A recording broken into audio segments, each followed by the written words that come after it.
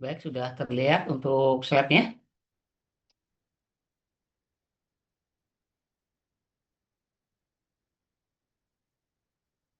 Halo, bagaimana? Sudah terlihat?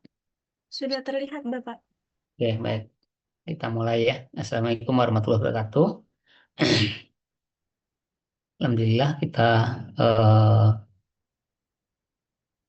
masih diberikan kesehatan ya untuk bisa melaksanakan kuliah reguler. Untuk pertemuan sekarang adalah pertemuan ke-13 ya statusnya. Jadi minggu yang lalu kita sudah membahas terkait materi bagaimana eh, membuat fungsi transfer ya dari suatu sistem kontrol sederhana begitu ya. Nah, kalau kita sudah tahu sistem kontrolnya, maka sistem kontrol itu bisa kita manfaatkan untuk melakukan eh, pengontrolan secara reguler begitu ya, dengan cara melakukan tuning. Nah, sampai dicapai pada stabilitas yang kita inginkan begitu. Harapannya ke sana.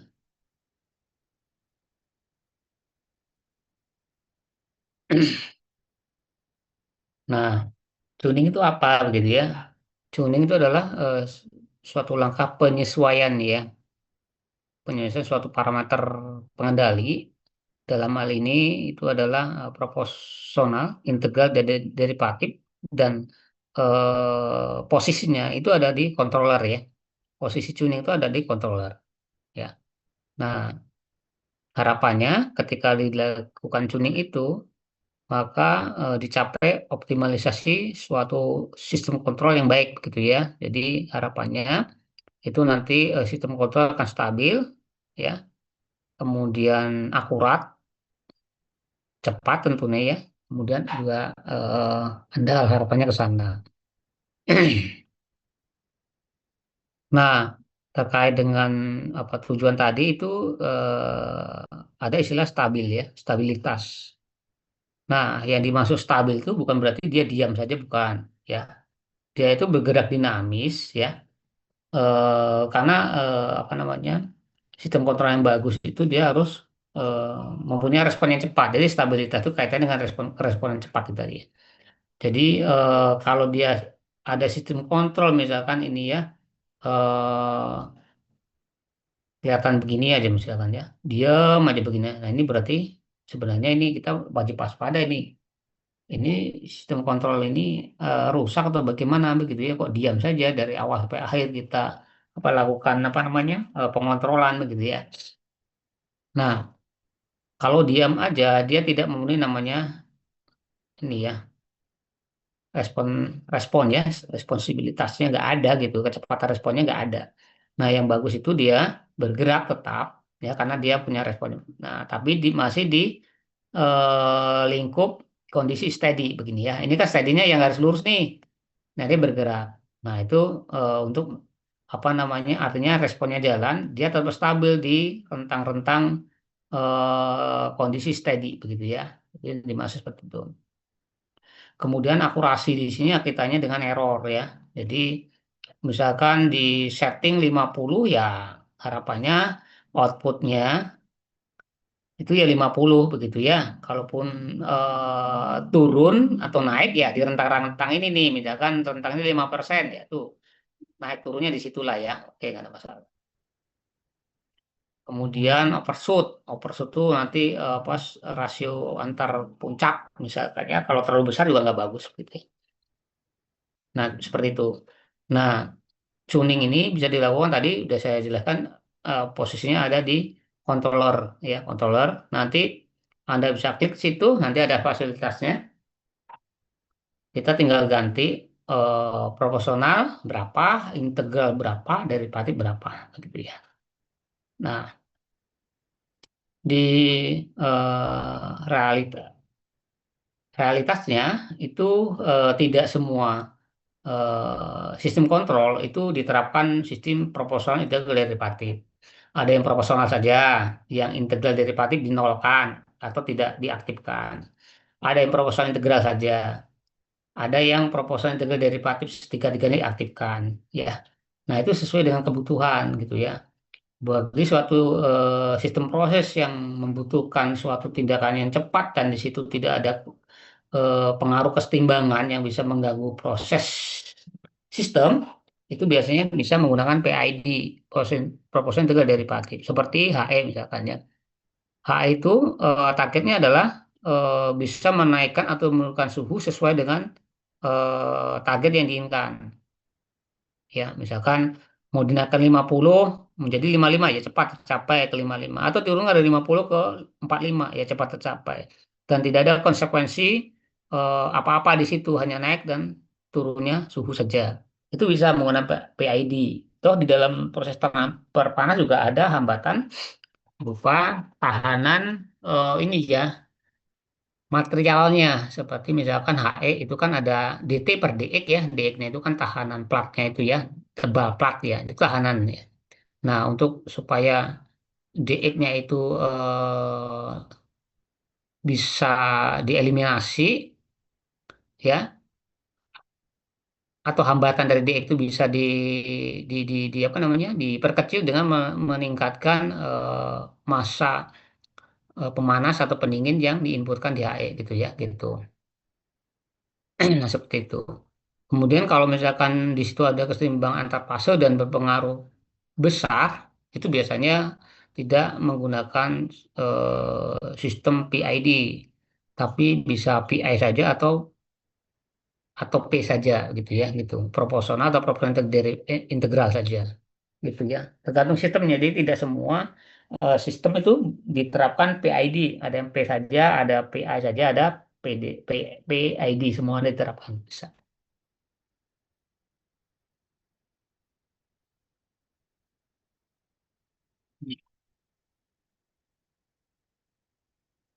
Nah, untuk mengaktifkan PID controller itu di situ ada namanya gain ya, ada proportional gain, ada integer gain dan derivative gain ya. Jadi Anda cukup diisi saja ini berapa misalkan ya, misalkan 10 ini 0 ini 0 berarti dia hanya mengaktifkan tuningnya adalah proporsional saja. Yang ini tidak diaktifkan. Berarti P controller saja. Kalau misalkan ini diisi satu, berarti dia mengaktifkan PI saja. Kalau diisi tiga-tiganya, berarti dia juga diaktifkan. Ya, seperti itu. Nah, ini yang perlu Anda ketahui gitu ya. Jadi ada apa namanya dampak ketika kita menaikkan atau menurunkan besarnya gen yang kita inputkan ya. Kalau KP terlalu tinggi ya, itu biasanya osilasinya juga besar sehingga potensi eh, menyebabkan sistem tidak stabil itu juga semakin tinggi gitu ya, gitu. Kalau terlalu rendah juga lambat responnya gitu ya. Misalkan begini, kita misalkan kondisi awalnya itu di sini, kita mau naikkan di sini. Kalau terlalu tinggi, misalkan kita inputkan KP-nya, begitu ada gangguan, dia akan begini. Misalkan ya, wah begini. Nah, yang itu. Kalau terlalu rendah, dia akan begini saja. Nah, nggak tercapai, gitu ya. Targetnya ini, tapi kalau terlalu rendah begini di sini dia. Tapi kalau tinggi, nah isolasi. Jadi eh, makanya perlunya suatu jam terbang itu ketika mengendalikan suatu proses itu diperlukan gitu ya gitu. Karena kalau misalkan kita udah tahu oh, ternyata kalau misalkan saya input 5 KP-nya itu begini dampaknya. Kalau 10 begini ya misalkan. Kalau misalkan KI-nya saya tambahkan nilainya satu itu lebih responsif, tapi agak lama mencapai titik steady-nya.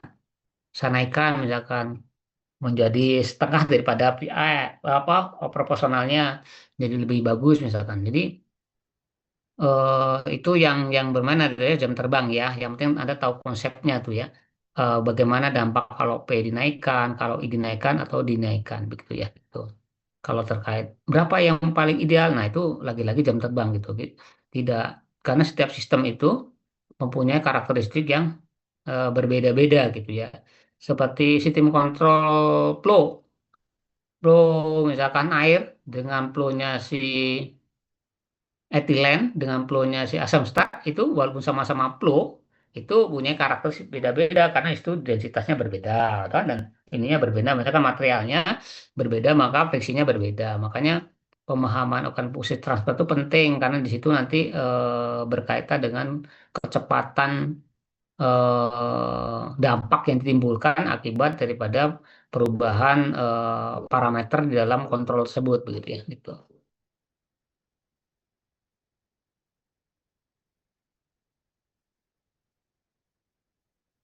Jadi kalau kalau di controller itu biasanya ya KP ini disingkat dengan P saja ya biasanya gitu.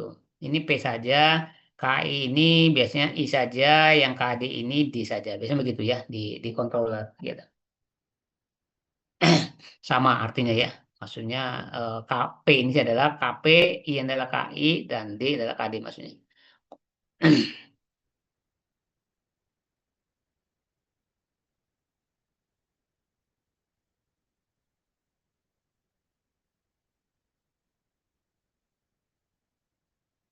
Nah, kenapa kita perlu melakukan tuning gitu ya? Pertama untuk meningkatkan produktivitas ya dalam hal bagaimana mencapai titik target yang lebih cepat dan tepat sehingga harapannya operasional proses itu bisa tercapai tepat waktu begitu ya gitu. Jangan sampai delay gitu ya gitu. Harapannya ke sana. Kemudian juga yang jelas menjaga kualitas ya gitu.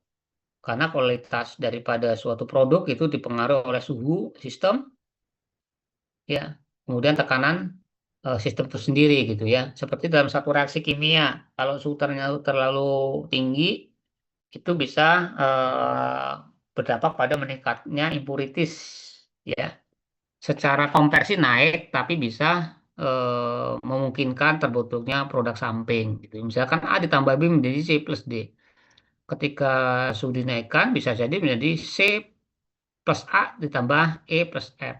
Reaktor mah habis bereaksi, tapi produk utama malah bereaksi dengan reaktan kembali membentuk produk samping. Nah, itu yang jadi masalah gitu ya. Gitu. Makanya eh, perlunya apa namanya pengontrolan tuh itu gitu ya gitu. Kemudian untuk mengurangi waktu startup dan gangguan proses gitu ya. Kemudian yang tidak kalah penting adalah meningkatkan keamanan proses ya. Ini kebetulan lagi adzan ya, kita stop dulu. Nanti kalau sudah kita lanjutkan lagi.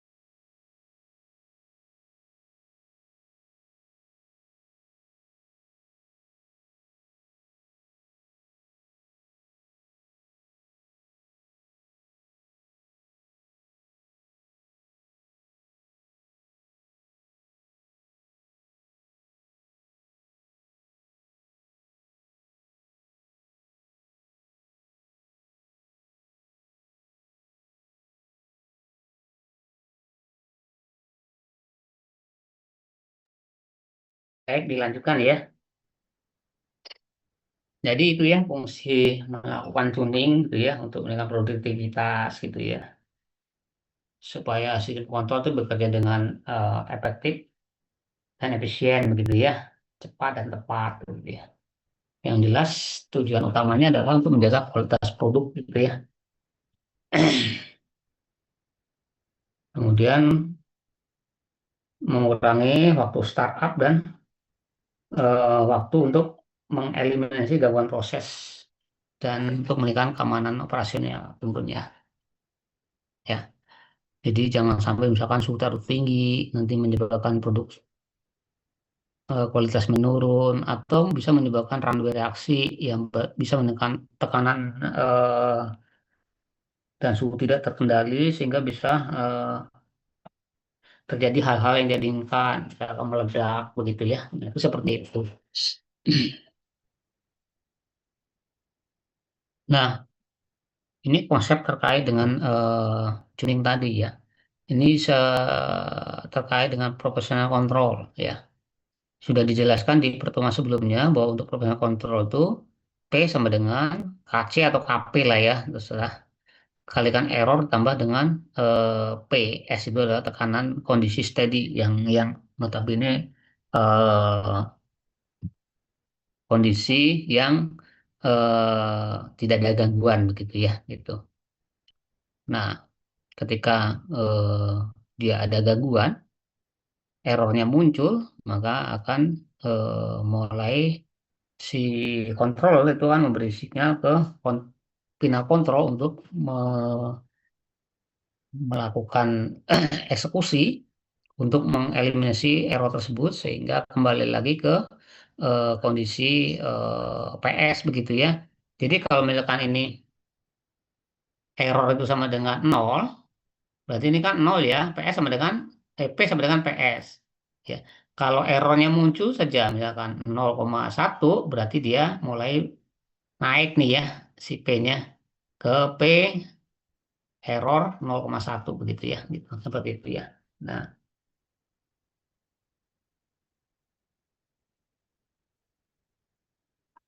nah konsepnya begini ya. Kalau dia itu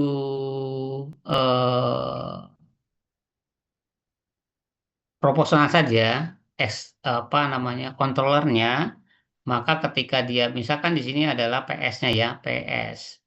Ketika dia kita isi KC, KC itu adalah yang KP sebenarnya atau P sendiri.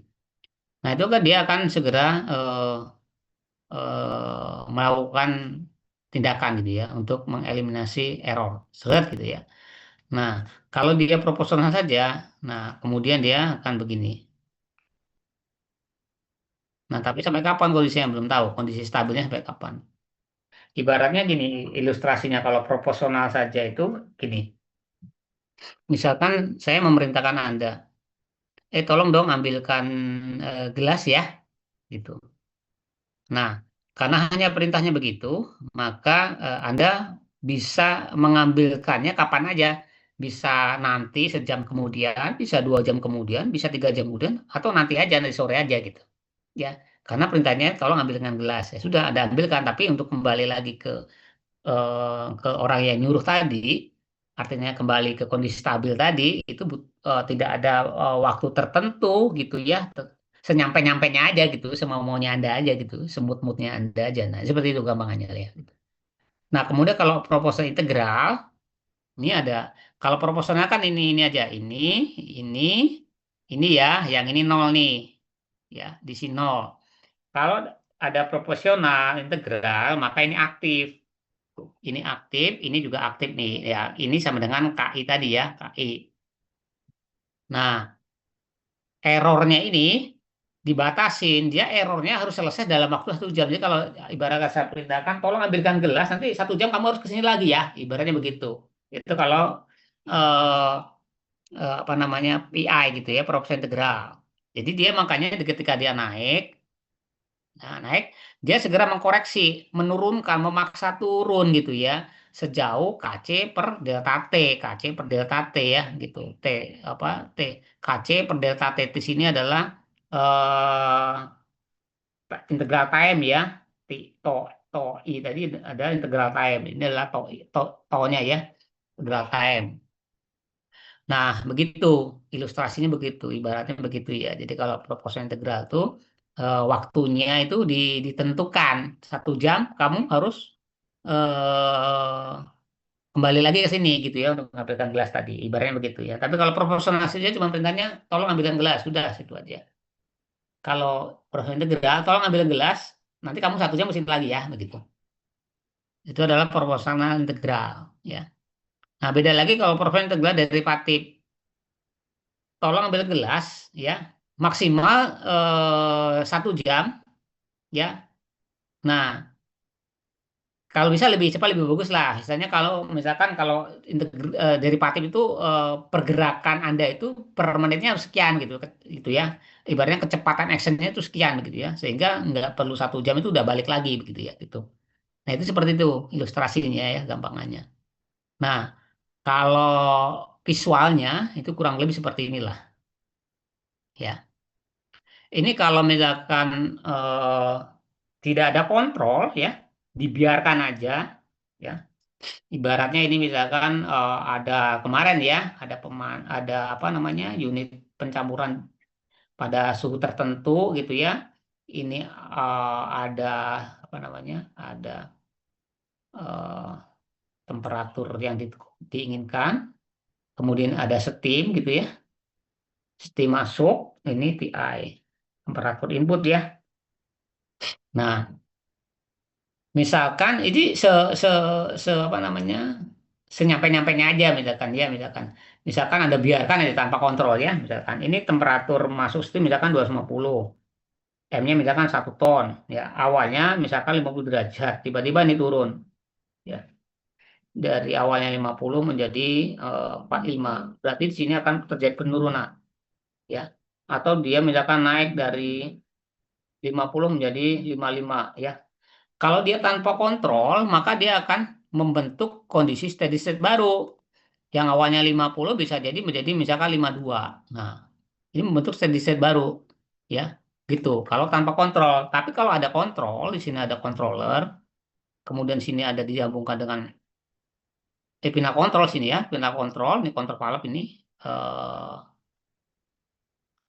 Kontrol valve, kemudian di sini ada apa namanya? Controller, maka dia akan mencoba mengeliminasi error ya. Yang tadi misalkan naik dari 50 ke 52, yang error berarti 2 kan. Nah, kalau dia proporsional kontrol, maka begini, ya udah saya turunkan ya. Tapi ya itu tadi jangan senyampe-nyampenya aja. Bisa jadi nyampenya di sini baru nyampe begitu ya, gitu. Itu kalau proporsional kontrol. Kalau proporsional integral, ya sudah. Sekarang, nah di sini sudah mulai nyampe nih, ya, mulai nyampe, ya. Itu kalau proporsional integral. Kalau proporsional integral derivatif, itu lebih cepat lagi. Di sini udah mulai nyampe. Gitu ya. Jadi bedanya itu. Ya. Tapi lagi-lagi tidak semua sistem kontrol itu harus dipasang PID kontrol. Jadi diaktifkan semua. Kalau dia berkaitan dengan perpindahan panas dan tidak berdampak pada sistem,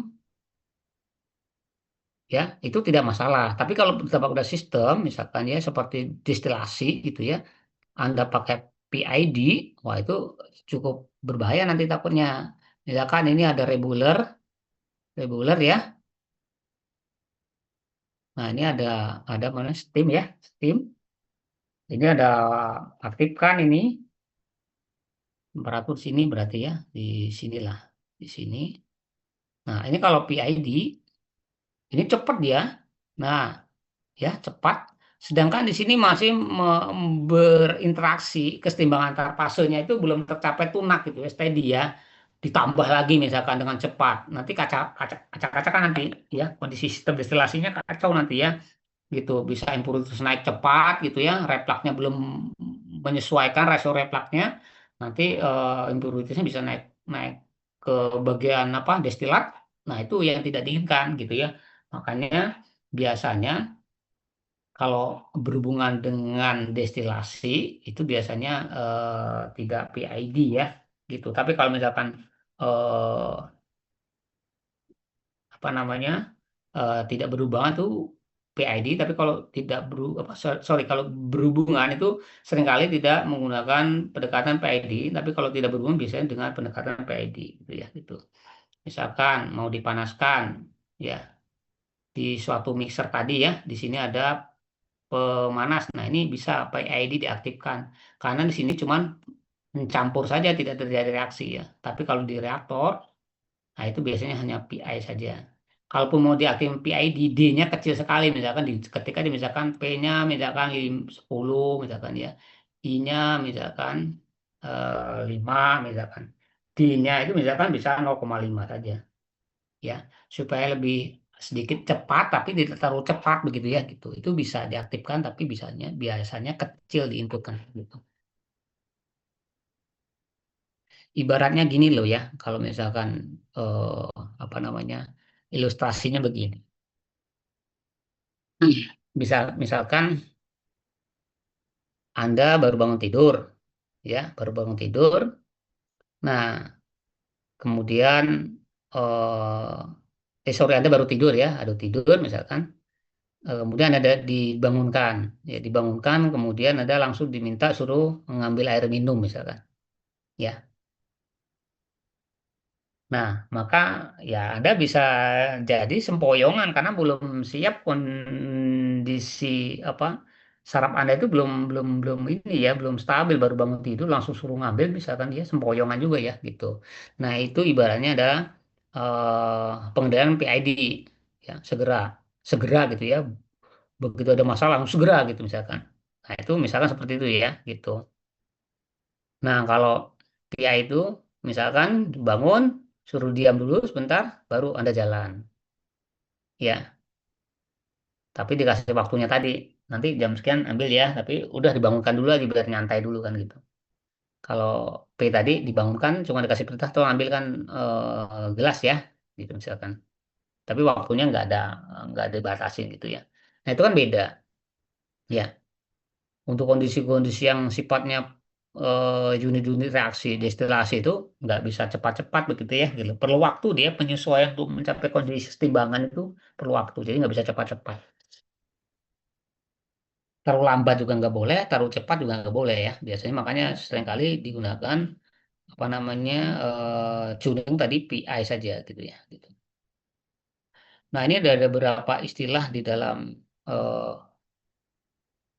output daripada ini ya, apa namanya, output tuning ya, yang seringkali berupa osilasi begitu ya. Nah, ini ada overshoot. Overshoot itu rasio antara puncak pertama dengan lembah pertama nih, A per B ya. Nah, kalau terlalu besar itu berarti juga tidak bagus ya. Akan berdampak pada lamanya tercapai kondisi steady. Yang kedua bisa menimbulkan kondisi tidak stabil ya gitu. Dise rasio itu perbandingan antara dua puncak oscillasi, berarti A sama C ya. C per A-nya terlalu besar juga berarti untuk mencapai kondisi stabil terlalu lama ya. Yang bagus ya cenderung lebih mengecil ya gitu. Artinya begitu besar gitu ya. Misalkan begini, set gitu ya. Nah, berarti kan ini C, ini A ya.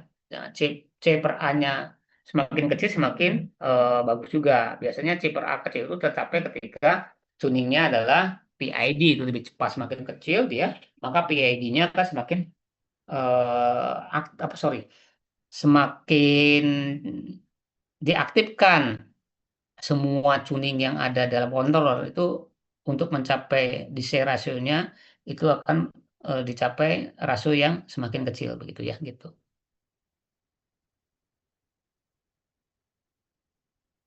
Kemudian ada lagi rest time. Rest time adalah waktu yang diperlukan untuk pertama kali dia mencapai harga akhir dari respon terhadap step change misalkan ya. Jadi seperti ini rest time itu di sini posisinya.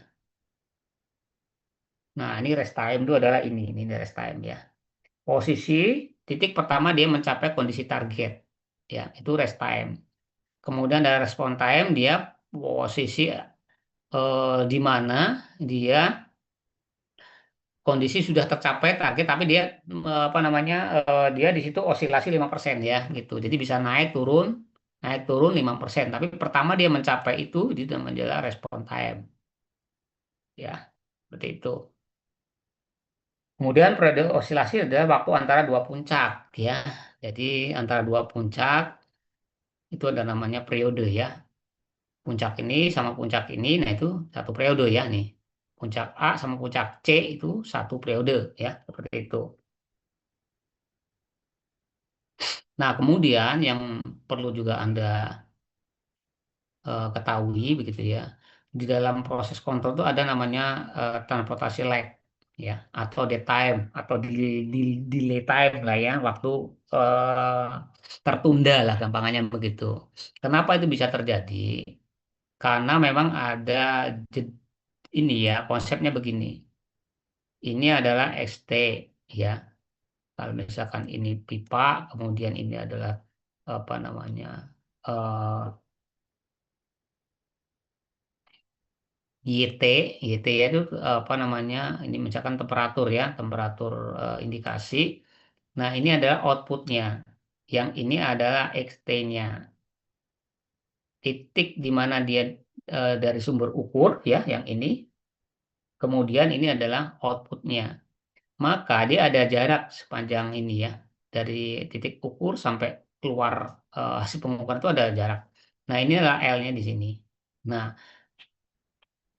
kemudian dari sini nanti baru ke final control ya, final control.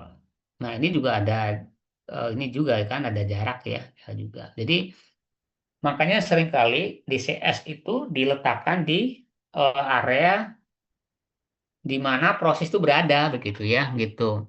Jadi jangan juga terlalu jauh gitu ya. Misalkan prosesnya di belakang gitu ya, DCS-nya di depan sendiri. Nah, itu juga nanti ada waktu itu tadi transportasi lag yang namanya ya, gitu. Ada jeda karena memang jaraknya terlalu jauh ya. Di sini sudah ada jarak gitu ya di sini. Nanti ke sini juga ada jarak gitu ya, gitu. Kalau ini tertentu lah ya. Nah, ini kalau ini posisinya ada di proses semua ini. Nah, di CS itu biasanya bisa jadi di sini jaraknya jauh lagi ke kanan. Ini kan dan dia ditarik lagi nih ke sana kan ke kantor apa ke ruang DCS nih. Kan ada jarak lagi nih. Nah, kalau ini pasti ada di proses semua ini ya. Nah, kalau ini bisa kalau misalkan letaknya terlalu jauh dengan proses ini, nah itu yang masalah juga ada transportasi lag absen lah istilahnya ya gitu. Nah, itu makanya DCS itu sebaiknya diletakkan jangan terlalu jauh juga dengan proses supaya tidak terjadi transportasi lag tuh ya gitu. Sudah di sini ada transportasi lag, di sini ada transportasi lag juga, di sini juga ada sama gitu ya gitu. Nah, seperti itu. Kalau transportasi lag dari segi elektrisitas, ini kan elektrisitas ya sebenarnya ini juga elektrisitas nih. Ya, itu sih walaupun apa namanya ada pasti ada apa namanya ada jeda lebih kalau semakin panjang kabel ditarik begitu ya. Tapi tetap ya apa namanya dia tidak sebesar dampak daripada transportasi lag fluida. Ini kan fluida ya di sini. Nah, ini sedangkan ini elektrik ya seperti itu. Jadi adalah apa namanya hambatan-hambatan begitu ya. Gitu. Seperti misalkan arus listrik di Surabaya, itu kan dia bisa mentransfer ke Bali kan gitu ya. Nah dari sini ke sini itu kan sepanjang ini juga bisa hilang ini ya gitu ya gitu. Ada arus hilang ya gitu. Nah itu makanya diharapkan jangan terlalu jauh jaraknya gitu ya gitu. Gitu.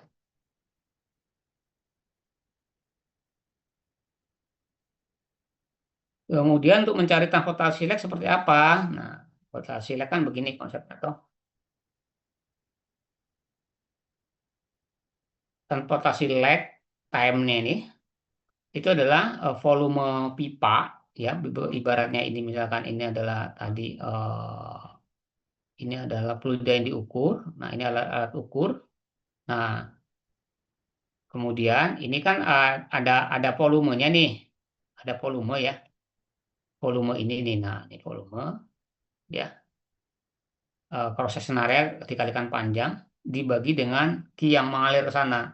Nah, itu transportasi lag-nya itu besarnya. Ya, tau-nya ini adalah ini. Nah, sorry, tau-nya adalah ini ya. Nah, kalau lag-nya itu berarti YT, EKT, EKT itu yang ini, EKT di sini. Ini adalah YT, berarti transportasi lag-nya itu adalah YT sama dengan X T min tau, ya, gitu. T min tau ya. Kalau dilapaskan nanti menjadi seperti ini, ya. Nah, seperti itu ya. Ini YT per XT kalau ini ya, karena ini sudah dilapaskan. Nah, seperti itu ya. Ada transportasi lag namanya.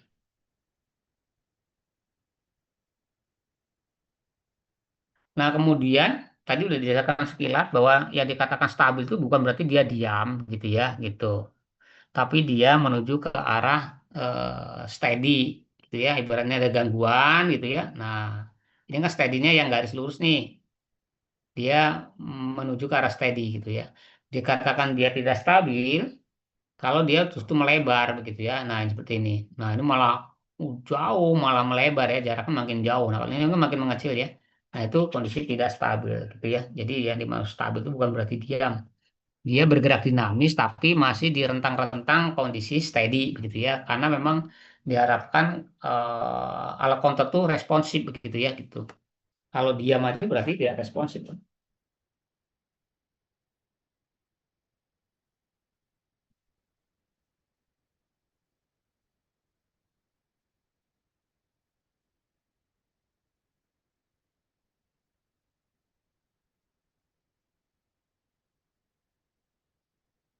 Nah, kemudian, nah ini terkait dengan menentukan atau melihat karakteristik ya gitu. Kalau di tadi kan dari jendela sebenarnya sudah bisa lah ya, sudah terlihat mana yang overshoot, mana yang rest time gitu ya. Tapi kalau misalkan kita mau melihat angkanya berapa sih fix-nya itu berapa? Nah, kalau misalkan di MATLAB gitu ya, itu kita bisa gunakan fasilitas yang ada ya. Itu kita tinggal ngeklik si apa namanya klik kanan ya, klik kanan untuk mouse-nya nanti muncul di sini karakteristik ya, karakteristik. Nah, Anda klik nih ya, misalkan untuk pick-nya, klik nanti muncul pick seperti ini. Cek lagi karakteristik nanti muncul rest time. Cek lagi karakteristik nanti muncul apa namanya setting time-nya atau respon time-nya. Jadi seperti itu ya. Bisa kita manfaatkan MATLAB untuk memprediksi besarnya harga rest time, besarnya peak-nya gitu ya. Masing-masing peak nanti kita bisa hitung tuh overshoot-nya berapa gitu ya. Ticket ratio-nya berapa itu kita bisa hitung. Nah, kemudian, nah ini terkait dampak tuning ya kalau menggunakan. Makanya perlu juga simulasi. Kalau Anda bisa simulasi, itu memudahkan ketika nanti melakukan controller gitu ya. Makanya kemarin Anda diminta untuk membuat fungsi transfer, karena ketika Anda sudah punya fungsi transfer, Anda bisa melakukan simulasi. Dampak kalau KP saya naikkan sekian, bagaimana sih? Kalau KI saya naikkan sekian, bagaimana sih? Kan gitu ya. Nah, ini contoh, Anda lihat di sini. Saya coba punya fungsi transfer itu 1 per 2 S kuadrat tambah 3 plus 1 ya. Kemudian ini saya coba harga KP-nya itu saya beri 5 nih ya. 5 Anda lihat di sini ya. Nah, dia sebenarnya ini kondisi steady itu biasanya satu ya, satu. Nah, dia cuman baru naik di sini. Terus turun lagi. Jadi ini kondisi dia nggak bisa mencapai sini. Berarti kurang nih sebenarnya. Kalau 5 itu kurang ya. Wah, ini saya naikkan 10 ya, ser gitu ya. Nah, ini juga masih sebenarnya masih dikurang ya gitu, belum ke arah satu nih. Tuh naik turun lagi, tapi udah mendekati ke arah satu nih. Nah, mungkin bisa jadi 15 atau 18 ya, bisa biar nanti bisa begini dia. Ah. gitu ya di sini, di daerah sini lah ya. Nah, itu bisa. Berarti kalau seperti itu kurang ya gitu. Jadi kalau KP dinaikkan itu semakin cepat actionnya ya, cuman dia titik puncak semakin tinggi gitu ya. Nanti osilasi juga dampak takutnya semakin besar. Makanya diperlukan suatu simulasi ya gitu. Dan dalam merubah suatu tuning itu jangan besar-besar dulu ya. Takutnya kalau misalkan kita tidak mau simulasi di pakai apa namanya MATLAB atau apa begitu ya, kita langsung eksekusi di prosesnya gitu ya, itu naiknya jangan besar-besar, takutnya nanti mencapai kondisi yang tidak diinginkan gitu ya, malah mm, mengarah ke kondisi tidak stabil lah, repot nanti malahan. Jadi kalau saya dulu itu kalau misalkan langsung mengeksekusi misalkan ya, misalkan ini 12,5, saya akan naikkan dulu 12,7, enter ya, nanti kita amati dampaknya. Oh, belum, belum. Berarti perubahannya kecil. Kita naikkan lagi 12,9. Belum gitu ya. Misalkan belum ya. Terus naikkan pelan-pelan. Tapi langsung jangan Anda ketik misalkan targetnya maunya sebenarnya Anda 15 misalkan. Tapi kita juga 15 belum belum tahu ini sebenarnya bagus enggak gitu ya. Dengan Anda berpikir biar cepat lah gitu. Jangan begitu. Tapi Anda naikkan pelan-pelan. Walaupun nanti ujung-ujungnya larinya ke 15, tapi kita tahu tuh kecenderungannya seperti apa ya. Ternyata sebelum 13 sebelum 15 misalkan 13 oke gitu ya, udah stop 13. Kalau kita langsung enter ke 15 tadi langsung input, nah takutnya nanti begini, nah itu ya apa menjadi besar begini, itu yang tidak diinginkan. Makanya pelan-pelan kalau misalkan langsung mau eksekusi di prosesnya langsung gitu ya, bukan disimulasi di komputer. Ketika sudah tunak, sudah eh, dicapai komposisi yang oke gitu ya, baru kita simulasi. Kalau langsung kita apa aplikasikan di proses nggak ada masalah. Tapi kalau kita sifatnya coba-coba langsung ke proses, jangan tinggi-tinggi begitu ya, gitu. Pelan-pelan aja gitu, gitu, seperti itu.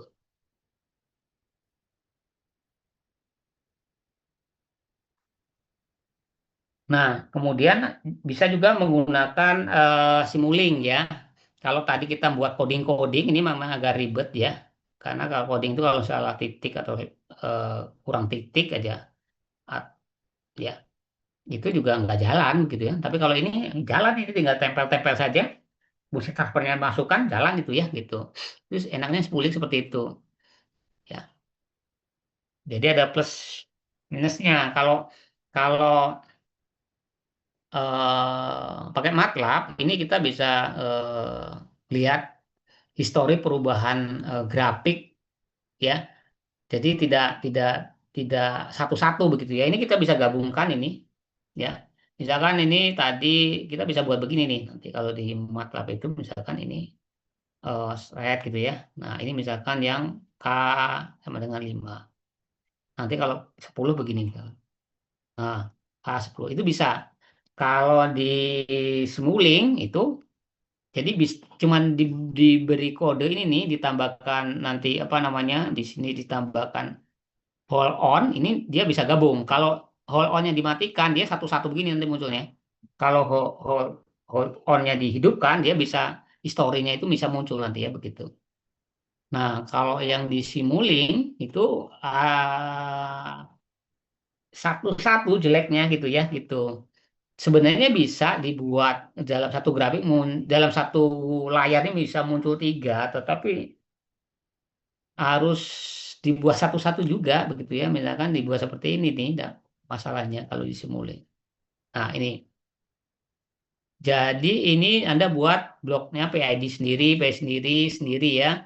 Kemudian nanti posisi transfernya sendiri-sendiri juga gitu ya. Nanti ujung-ujungnya layarnya dibuat digabung, jadi ada tiga gitu ya. Nah ini masuk tiga, nanti baru bisa muncul tiga begini gitu. Ini P-nya misalkan ada coba tadi 5, misalkan ini 10, ini 15, ini muncul nanti ini 5, 10, 5. Tapi kalau ini tidak dibuat satu-satu begini, hanya satu begini tadi nih, itu cuma satu. Nanti kita merubah, misalkan ini, misalkan K5 ya. Kalau misalkan dirubah jadi 10, yang 5 hilang, ini yang muncul baru lagi adalah K10. Itu nggak bagusnya simpuling itu begitu. Tapi kalau mau dimunculkan, semuanya dibuat seperti ini sistemnya ya gitu. Tapi juga nggak sulit kok, ini cuma nempel-nempel aja kan ya gitu. Nah, kemudian terkait dengan stabilitas ya. Nah, tadi kan sebisa mungkin dalam proses kontrol itu menuju ke arah stabil ya. Stabil itu bukan berarti apa namanya ya, boleh dikatakan menuju ke arah stabil itu bukan berarti dia ini yang penting begini arahnya. Jadi misalkan begini, ini adalah kondisi steady ya. Saya isi misalkan 10 ya, K-nya dia begini. Nah, saya isi 15 dia begini. Saya isi 20 dia begini. Ini stabil karena dia mendekati titik target, tapi yang tidak stabil itu adalah yang begini kan. Nah, itu yang tidak stabil. Jadi yang dimaksud stabil itu dia ketika kita inputkan menuju ke arah eh, titik target, berapapun itu lama yang dibutuhkan selama dia menuju ke arah titik target itu stabil gitu ya. Makanya stabil itu belum tentu kondisi optimum. Kondisi optimum itu perlu dilakukan apa namanya simulasi atau coba-coba yang eh, perlahan gitu ya. Kalau sudah pengalaman sih enak gitu ya. Pengalaman itu kan awalnya dari suatu coba-coba, muncul dari suatu kegagalan juga yang akhirnya diambil suatu pembelajaran. Oh ternyata kalau saya naikkan sekian dapat seperti ini. Kalau satu sekian dapat seperti ini. Berarti yang bagus itu di rentang ini loh, gitu. Muncul kata-kata di rentang ini kan dari pengalaman, itu nggak bisa dari teori begitu ya. Gitu. Kecuali Anda sudah simulasikan di MATLAB atau di HiSys. Oh ternyata dengan syarat fungsi transfernya sesuai dengan apa yang lagi dikontrol loh ya. Dimasukkan ternyata, oh ternyata komposisi yang pas itu KP-nya 5, kemudian KI-nya 2, KD-nya 0,5. Masukkan langsung ke proses itu, oke langsung bisa dieksekusi ya gitu. Tapi kalau enggak, ya itu tadi harus pelan-pelan ya gitu.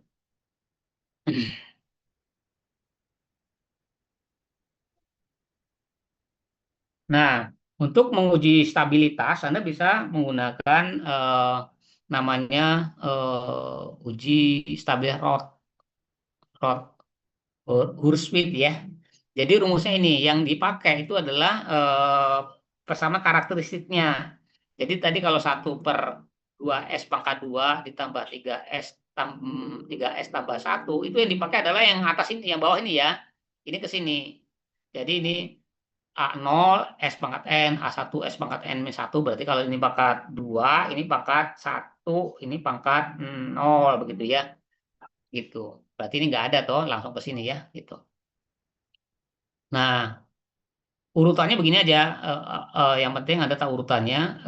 Apa namanya, baris satu itu A0, A2, A4 ya. Baris 2 itu A1, A3, A5. Nah, B1, B2 dan C1 dan seterusnya itu dihitung pakai rumus ini. Kalau B1 ini berarti dia A1 kali A2, berarti ini kali ini dikurangi ini kali ini dibagi ini.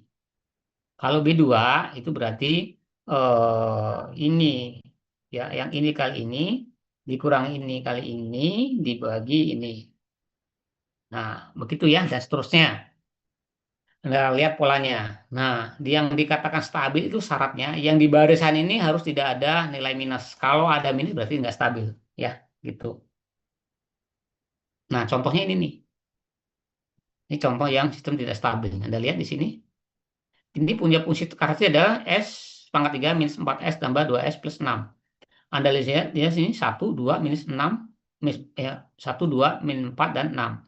Dihitung B1-nya 3,5. 3,5 kan min 4 kali 2 dikurangi 1 kali 6. Dibagi min 4. Jadi hasilnya 3,5. Sini positif. Ya. Kemudian C1-nya juga positif. Tapi ini ada negatif. Nah itu ada potensi itu tidak stabil ya. Gitu. Nah ada lagi misalkan ada fungsi transfer begini. Ya, ini input, output, ini fungsi transfernya adalah K per S kali S plus 6. Ya. Nah, maka kita sederhanakan dulu untuk menjawabkan persamaan karakteristiknya. C per S itu sama dengan G per 1 plus GS ya. Jadinya nanti persamaan barunya itu dibentuk adalah K per S kuadrat tambah 6S plus K. Ya. Nah, maka ini ini turunan dari sini ya. Kenapa dari diperoleh K eh, per S kuadrat plus 6S plus K itu dari sini toh. GS itu kan ini ya, ini GS, sorry. Ini GS, yang ini adalah GS. Ini kan GS ya, GS. Ini 1 plus GS nanti dimasukkan, nanti dapat ini. Ya, nanti disederhanakan jadi ini. Ya. Nah, itu ini jadinya 1 K dan 6 K. Nah, ini supaya positif, diisi berapapun dia akan stabil. Cuma stabil itu belum tentu cepat actionnya, mungkin lambat begitu ya gitu. Nah, jadi selama K itu lebih besar dari nol, maka nanti outputnya itu cenderung ke arah kondisi steady, bisa jadi begini kan. Nah, ini kan stabil juga tapi lama ternyata di sini. Kalau dinaikkan misalkan begini. Nah, ini stabil juga udah capai di sini. Ini tadi sini sini. Nah, itu ya. Nah, itu kondisi itu yang perlu dicoba-coba begitu ya melalui simulasi. Tuh. Nah, ini ada saya keluarkan gitu ya. Ini ada tugas nanti buat Anda coba-coba ya. Ini pakai apa namanya? Fungsi transfernya ini sudah ditentukan sama saya. Kemudian nanti Anda menggunakan MATLAB atau Simulink. Coba kalau P saja gimana, PI bagaimana, PID gimana ya. Nilainya terserah. P-nya berapa, I-nya berapa, D-nya berapa, terserah Anda itu ya. Kemudian uji stabilitas persamaan ini ya menggunakan ini apa namanya? Apa rumus Rotgruis tadi ya gitu. Nah, seperti itu tugasnya ya. Nah, ini ada, bentar.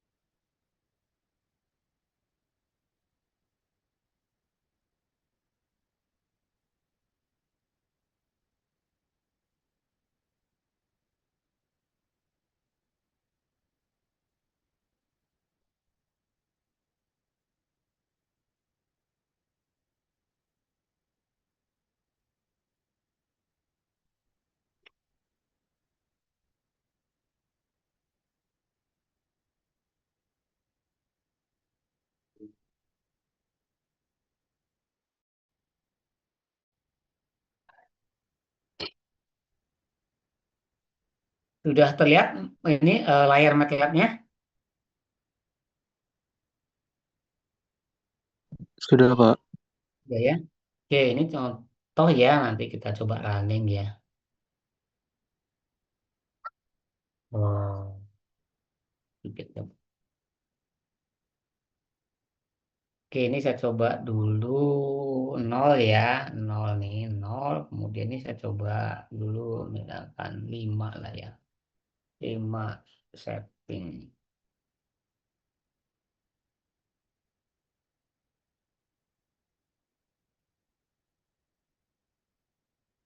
Ini codingnya saya dapat dari ChatGPT ya. Jadi ChatGPT itu sekarang membantu sekali, nggak usah pakai ribet.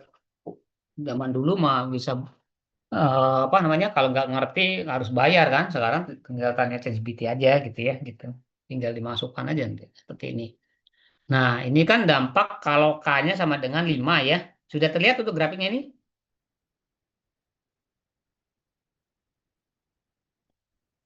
Lihat nggak? Sudah, Pak. Ya. Nah, kalau mau lihat karakteristik tadi, ini cukup diklik kanan. Nah, muncul karakteristik kan? Tinggal peak respon tuh ya. Nah, ini muncul berapa pada ini ke berapa gitu. Nah, ini ada muncul kan? Nanti klik lagi yang lain, settlenya di mana. Nah, ini muncul kan? Nah, ini. Setting time-nya di sini muncul nih 4,84 detik sudah tercapai tuh dengan P sama dengan 5. 5. Jadi 4 nggak nyampe 5 detik tercapai tuh ke kondisi settle. Tapi ini sebenarnya targetnya itu satu ya. Ini sebenarnya dia nggak bisa mencapai kondisi target maksimal sebenarnya. Ini sebenarnya dia kalau secara teori itu dia kondisi steady-nya itu di satu ini sebenarnya. Tapi dia cuma maksimal bisa di 0,8 berarti belum belum mencapai target ya. Dia cuma bergerak di rentang-rentang ini nggak bisa naik lagi berarti ya. Nah, kemudian di kita bisa klik lagi itu rest time ya, rest time-nya ini ya. Kemudian ada lagi steady. Nah, steady-nya ini tuh gitu. Nah, itu dia mentok ke situ. Kalau kita mau menaikkan nih, ini saya ini lagi ya. Saya hapus, kemudian saya running lagi. Oke. Nah, kalau Anda mau melihat kecenderungan bagaimana dampak meningkatnya KP terhadap output responnya, itu kita tinggal letakkan si apa kursornya di bagian angka 5-nya itu, kemudian kita klik kanan ya, kemudian pilih increment value and run section ya. Nah, di sini coba kita lihat ini tadi warna biru ya, warna biru grafik pertama kita naikkan ke 6 ya, ke 6. Nah, Anda lihat ini yang warna oranye. Nah, dia naik lagi kan? Tuh, naik lagi ya. Tapi belum belum menuju ke di steady yang diinginkan. Nah, steady yang diinginkan itu sebenarnya satu angkanya biasanya ya gitu. Kalau stepnya kan satu ya. Nah ini belum tuh dinaikkan lagi misalkan ya. Nah ini naik lagi tuh yang apa kuning ya. Naik lagi tuh ya. Naik lagi. Kalau dinaikkan 8 misalkan. Naik lagi yang hitam nih ya. 9 misalkan. Nah itu naik lagi ya. Jadi begitu dampaknya. Kalau Anda lihat juga di sini semakin besar dia semakin cepat action karena menggeser ke sini toh si siapa namanya si grafiknya bergeser ke kiri ya dan peaknya semakin tinggi begitu ya gitu. Nah seperti itu ya gitu.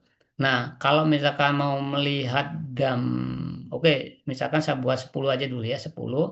Nah ini Anda lihat seperti ini ya ke yang pakai biru terbaru ini ya puncaknya paling tinggi ini itu adalah KP10. Nah, sekarang saya mau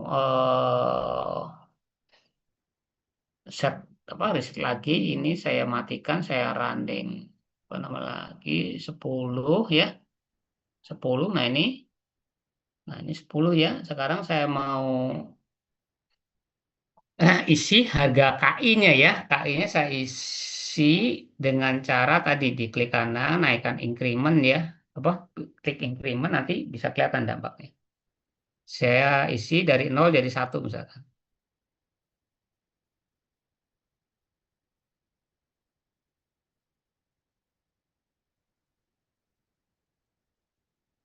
Waduh, berat ya jadi hilang sendiri ya coba nanti di running lagi jadi memang kalau running MATLAB di Zoom itu memang berat sih ya sering keluar sendiri.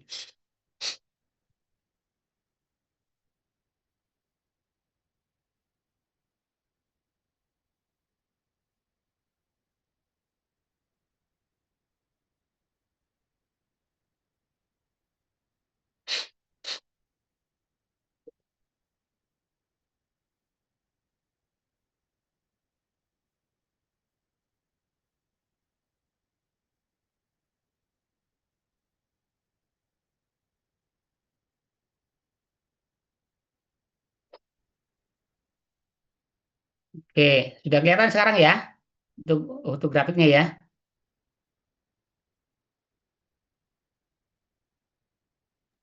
Sudah, Bagaimana Bapak. kelihatan? Terlihat, Bapak. Oke, Lihat, Pak.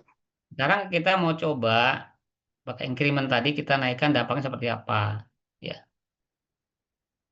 Kita naikkan dari jadi tadi KP, ini kalau KP saja ya begini bentuknya. Kalau KI-nya sekarang kita isi satu yang awalnya nol ya satu. Lihat gitu ya. Anda lihat yang oranye nih. Nah, dia mulai menuju ke titik target ini satu nih, ya, mengarah ke kondisi steady state satu nih, ya, gitu. Kalau yang cuman KP aja, dia nggak akan tercapai kondisi satu, sedangkan kondisi steady state itu ada di satu, ya. Steady state realnya itu ada di satu. Nah, ini menuju ke apa namanya satu nih, ya, nih, dia tercapai di ini, di sini dia udah tercapai nih, ya, di detik ke 20 udah tercapai nih, ya, di satu, ya, 20 detik tercapai kalau misalkan KP 10 KI-nya satu, ya. Kalau saya naikkan sekarang KI-nya 2, KI-nya 2, dia tercapai hampir sama gitu, ya, cuman osilasinya lebih rendah nih yang warnanya apa namanya, oh sorry, yang lebih cepat tercapai yang warnanya ini, ya, yang peaknya lebih tinggi nih, ya. Nah, ini, ya, saya naikkan lagi. Nah, seperti itu lebih cepat, ya, gitu. Nah, itu kalau misalkan ada KI-nya. Kalau KD-nya, ada KD-nya, ya. Nah, ini saya running ulang saja biar refresh, ya. Kalau numpuk-numpuk bingung nanti Anda. Ya, saya running. Nah, ini kalau ini sudah tercapai nih kondisi apa namanya? Steady-nya, ya. Jadi tercapai di detik ke-7 nih, ya. Detik ke-7 udah tercapai dia kondisi satu, ya. Gitu. Ini untuk KP10, KI-nya 3. Nah, sekarang kita coba masukkan KD-nya, dikasih angka. Kalau tadi kan KD-nya 0, ya. KD-nya itu kita kasih angka sekarang. Ya. KD-nya kita kasih angka 1. Nah, Anda lihat, ya, lebih cepat lagi nih. Yang awalnya 7 detik, sekarang cuma 4 detik sudah tercapai. Ya. Kita naikkan lagi. Aduh, hilang lagi, ya. Jadi intinya begitu, ya. Jadi dampak seperti itu. Bisa dipahami sampai sini, ya. Bisa. Oke, bisa, ya. Sekarang kita coba yang menggunakan Simulink, buat Simulinknya aja, ya. Prinsipnya sama. Biar nanti Anda bisa kerjakan tugas. Kali itu bisa coba-coba di rumah, ya. Jadi sekarang tuh ChatGPT itu selama kita tahu konsepnya dulu, kita bisa manfaatkan secara maksimal AI, ya, gitu. Jadi AI yang menggunakan AI yang bagus tuh kita tahu dulu konsep dasarnya, baru kita gunakan AI gitu, dan itu bisa kita bisa menelaah ini bener nggak sih konsep yang dimunculkan AI gitu, ya. Tapi kalau kita balik AI dulu baru konsep dasar, kita nggak tahu bahwa yang dimunculkan itu sebenarnya salah gitu, ya, gitu. Karena kadang-kadang AI itu konsepnya adalah menyenangkan kita begitu, ya, nggak ada AI itu mengkritik kita gitu, ya, gitu. Makanya apapun yang kita minta diberikan sama dia, yang penting kita senang gitu. Padahal ada sesuatu konsep yang salah di situ gitu, ya. Nah, ketika kita belum tahu konsep dasarnya, maka kita pakai aja, padahal ada yang keliru. Itu makanya penggunaan AI yang benar itu adalah kita tahu dulu konsep dasar, kemudian kita manfaatkan AI untuk mempermudah aktivitas kita begitu, ya, gitu. Nah, kalau Simulink, Anda klik yang ini, yang apa, ada tulisan Simulink, ya. Simulink nih, klik dia MATLAB juga sebenarnya, bagian-bagian MATLAB. Cuman dia khusus untuk penilaian proses, ya, gitu.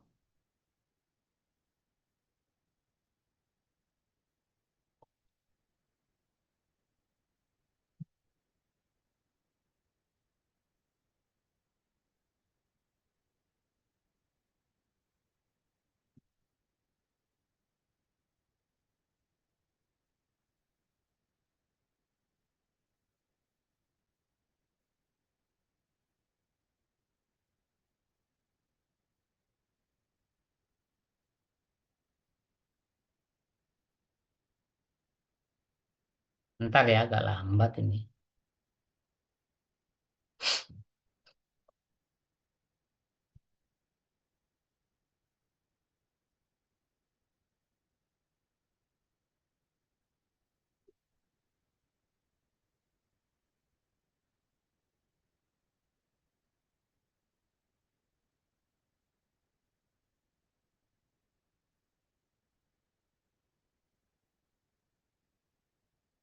Oke, sudah kelihatan ini untuk layar Simulinknya.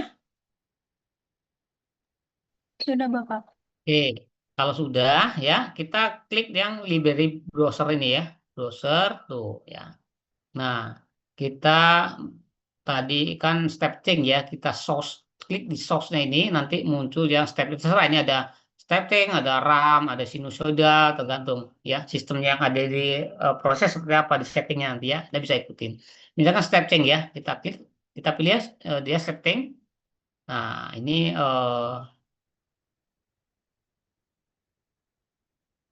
oke, sudah muncul ya ini step change. Udah, kemudian balik lagi ke library tadi. Kita cari ininya ya. Sync-nya, sync ini untuk memunculkan grafiknya. Jadi kita pilih yang scope ini ya. Scope. Nah, kita klik sini, muncul scope-nya ya. Kemudian kita pilih apa namanya?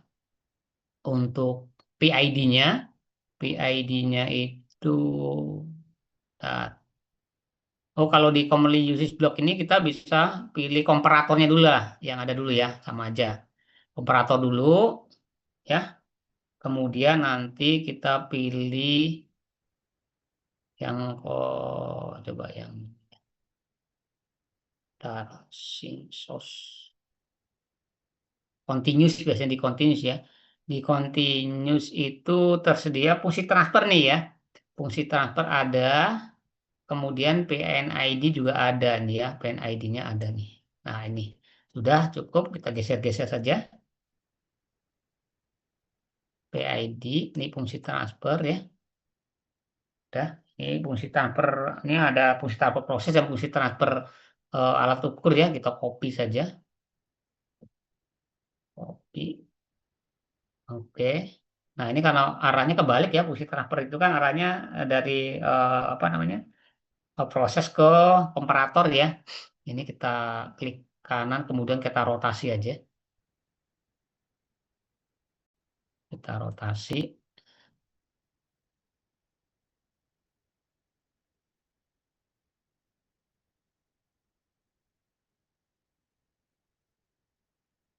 Nah, sudah ya, sudah. Nah, kalau sudah tinggal kita hubung-hubungkan aja. Ini ke sini ya toh. Ini ke sini. Ini ke sini. Kemudian ini ke sini. Nah, ini ya. Nah, kemudian dari ini ke sini. Ini ke sini ya. Nah, komparator ini kan ini settingan ini TR ya. Kalau yang kemarin di pertemuan pertama adalah ini yang ini adalah TR. Yang ini komparatornya harus plus minus kan. Ini plus semua. Kita klik dua kali. Kemudian kita ganti yang satunya ini minus ya. Minus. Minus begini. Play, oke ya. Nah, ini udah berubah kan? Nah, seperti itu. Jadi kalau misalkan ini kita mau gak namanya diketik aja, display misalkan ya. Display, ya.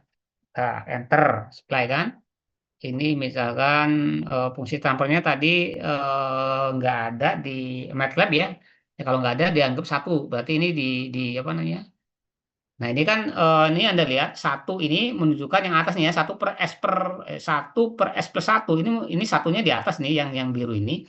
Nah, satu satu ini berarti yang depan ini maksudnya adalah satu S. Yang satu ini adalah satu ya. Maka kalau misalkan mau menghilangkan S-nya, yang depan di delete. Delete, maka dia akan satu per satu ya. Oke. Nah, ini tadi fungsi transfernya cuman S plus satu ya. Sedangkan tadi 2S plus 3S plus satu. Berarti ini adalah ini S kuadrat, berarti satu sudah biarkan, berarti tiga S dan satu. Oke, nah oke ya, ini karena ini terlalu kecil kita perlebar. Nah sudah ya, nah ini udah. Kemudian,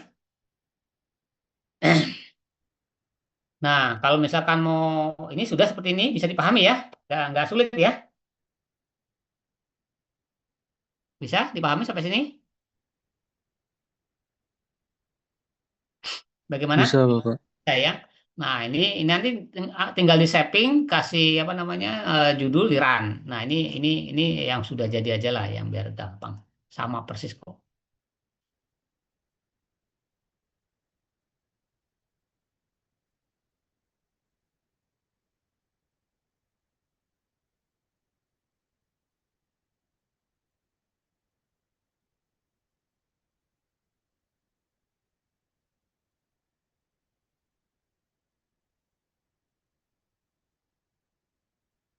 Oke, bisa terlihat ya? Bisa terlihat sekarang? Bagaimana? Terlihat ya? Terlihat, Pak. Terlihat ya. Nah, tinggal diklikin aja kalau mau rubah-rubah ini, di klik PID bloknya ini. Nah, klik dua kali ya. Nah, ini kan tadi 10 ya. Misalkan kita mau isikan ini 3 nih. P, P apa integralnya 3, derivatifnya misalkan 2. Ya udah di enter aja, nanti di oke kan. Ya, di oke kan ya. Coba di displaynya ini. Ah, coba ini saya riset ya.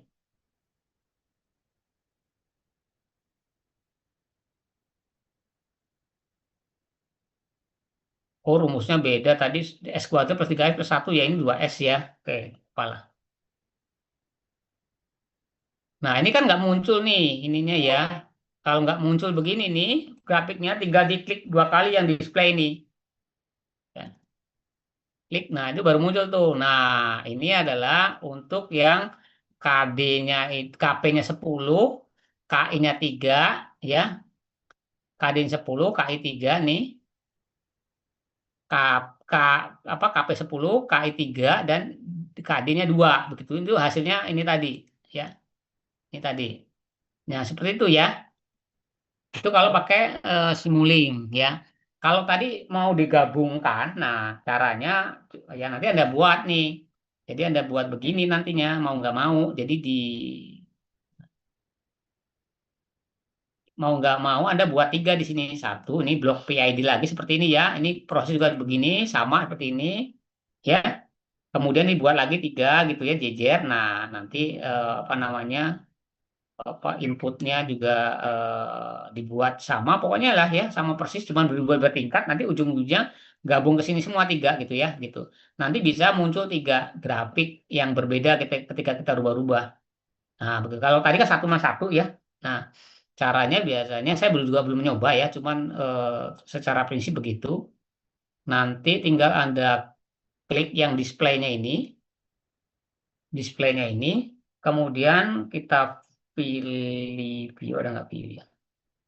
View nggak ada di sini. Nah ini pilih file, ya klik yang number of input port, pilih 3 misalkan. Nah ini Anda lihat sudah berubah 3 ini ya, 3 kan.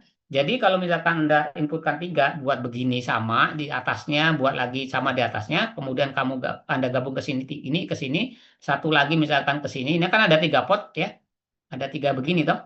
Satu, dua, tiga kan, ini satu, dua, tiga. Maka dia akan muncul nanti grafiknya 3 begini. Kalau dirubah-rubah masing-masing, dia muncul di sini. Jadi nanti grafiknya itu muncul, misalkan KP ada rubah, oh begini KP dinaikkan, KP diturunkan begini, itu muncul. Tapi kalau enggak, cuma satu-satu begini simulink itu jeleknya simulink ya, gitu. Kalau membuat 3, dibuat seperti ini. Dulu sih yang MATLAB lama itu ada fasilitasnya untuk langsung digabungkan tuh bisa. Sekarang malah nggak bisa yang versi baru ya, nggak tahu juga kenapa itu ya. Gitu. Jadi yang versi lama nggak perlu dibuat di bertingkat 3, cukup satu aja nanti potnya dibuat 3 tuh muncul. Tapi sekarang nggak muncul, jadi cukup apa, menghidupkan perintah apa gitu ya. Itu bisa gitu. Sekarang nggak bisa begitu ya, dia bisa buat 3 gitu. Nah seperti itu ya. Oke, sampai sini bisa dipahami?